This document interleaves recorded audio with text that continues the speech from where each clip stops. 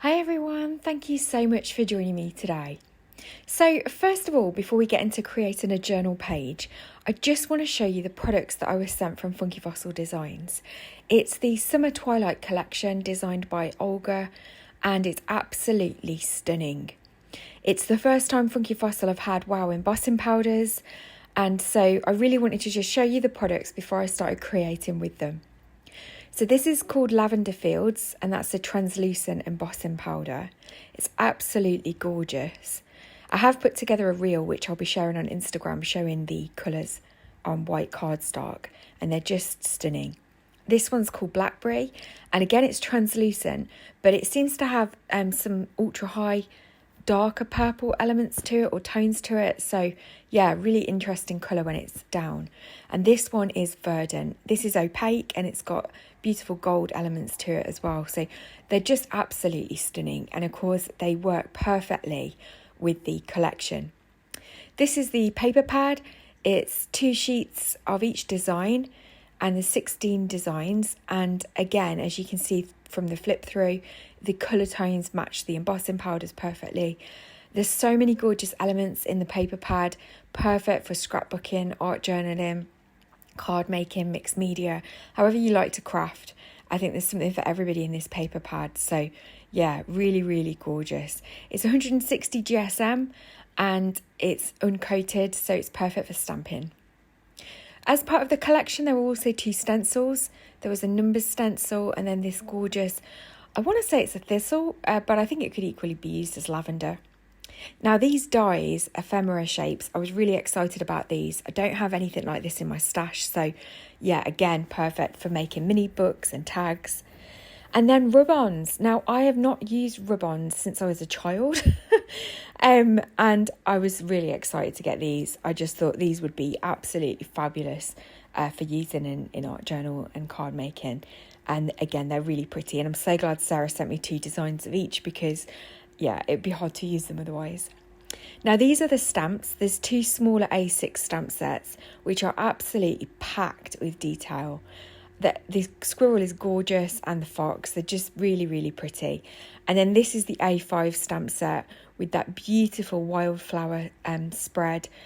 It's got like blackberries and berries, very kind of end of summer, early autumn kind of vibes to it. So that's the collection, but let's get into some crafting with it. So today I'm going to do a page in my art journal because the minute I saw the paper pad, I was like, I just need to use that in my art journal. So I'm picking out 3 of these sheets of paper to use because I want different elements from each.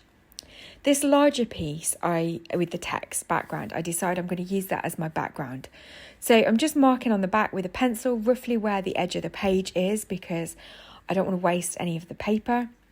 And remember, in the paper pad, there's only 2 of each design, so something to bear in mind. So once I've trimmed it down to size, I can then attach it down. I'm using some matte medium, and all I'm using is a paintbrush, and I'm just going to coat my page with the matte medium and then attach the pattern paper down. And this is a great way of creating a really quick background with minimal effort. So once that's down and that's dried, I'm then going to pick out some of the focal elements that I want to use on this page. And I really love how on this sheet there's lots of different kind of vintage looking pages that are really easy to just fussy cut out. So I'm cutting a few of those out. At this stage I'm not sure exactly how many of them I'm going to use, but I'm getting them cut out ready so that I've got them to hand when I want to use them.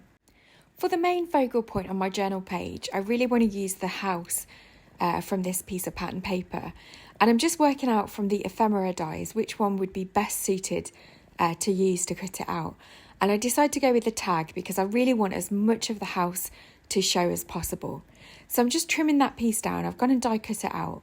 And then I'm also going to use this ticket die and the photograph die as well. Now for the ticket, I'm going to use again a piece of the paper that I've used on the background, and I'm just going to trim it down just so that I only die cut that small element out. And then I die cut another section from the house page, so that lovely purple background, using the photograph die as well, or the film strip die. So I'm just using my poker tool to get those bits out, and now I'm just going to go around the edges of those pages that I'd already fussy cut out earlier using my scissors, just to kind of give them that vintage look.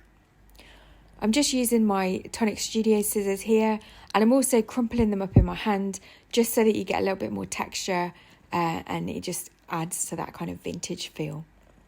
I'm then going to go over the edges using Distress Oxide ink. This is Vintage Photo, and I'm using a small blending brush from Funky Fossil Designs, and I'm just going all the way around the edges. Again, this just adds to that vintage feel, and it just adds a little bit of extra interest, and I'm doing the same on the ticket as well. Now for the background, just to kind of tone it down a little bit, I'm just adding a little bit of white acrylic paint, and then I'm just going over it with my brayer and just smoothing that into the background. It just slightly tones the page down. I'm then using the numbers stencil, and again I'm coming in with the Vintage Photo Distress Oxide, and I'm just adding a little bit of stenciling detail here and there on the page. Again, this just adds a little bit more interest to the background, and it's a really easy way of adding another element to the page but keeping it nice and flat.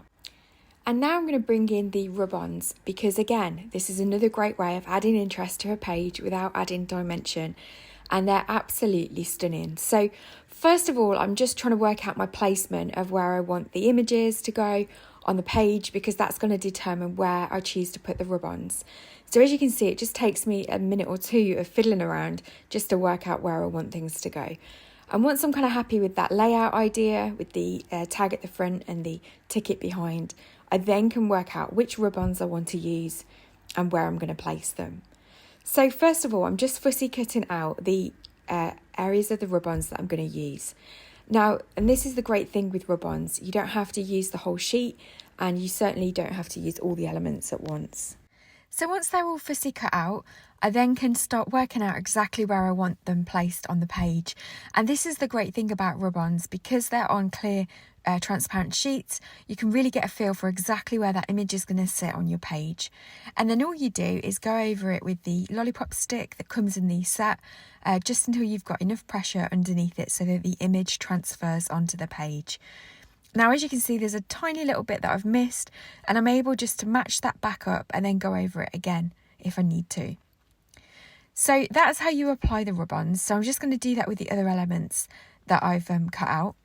Now, of course, if you do have rub-ons in your stash, perhaps that are not Funky Fossil, perhaps they haven't come with a lollipop stick, then of course you could use a bone fold tool or anything with a little bit of pressure just to kind of adhere them to the page. So once I'm happy with my placement, I'm then just going to add these other elements, and I'm just using the matte medium to do that. So I've got that book page, I'm then going to add the tag, and I then add the ticket, and I took that kind of behind the focal point at the front. So once that's all stuck down, I'm then going to choose a sentiment. And I love the fact that this paper pad has got lots of sentiments and elements in the back of it that can be easily cut out. They're all nice and easy shapes to cut out with your scissors. So I'm just going to cut out that sentiment there that says, "Love is like a wildflower. It's often found in the most unlikely of places." And it's a really lovely little sentiment. So once I kind of worked out where I wanted it to go, I decided just to distress the edges of it with my scissors. And then I come in again with Distress Oxide in Vintage Photo just to kind of take away the whiteness of the edges. And that just adds to the overall kind of vintage theme to this page. I'm then just going to pop it up on some foam tape. And then to finish off my page, I'm just going to add some white splatters using acrylic paint. Now, to add splatters with acrylic paint, I've just brought in my little palette. I'm just going to add a tiny blob of white acrylic paint. That's the Deco art paint that I'm using today. I then add a tiny bit of water. I'm sorry that's not in shot, but I literally just add a drop just to loosen up the paint. And then I've got a paintbrush that I just use to add some splatters to the page with. And then that's the finished page for today. So thank you so much for joining me. I really hope that you've enjoyed seeing these new products from Funky Fossil Designs. Let me know in the comments below what you think to the collection, and also what you think to the journal page that I've created, and also whether you like to see journal pages on this channel.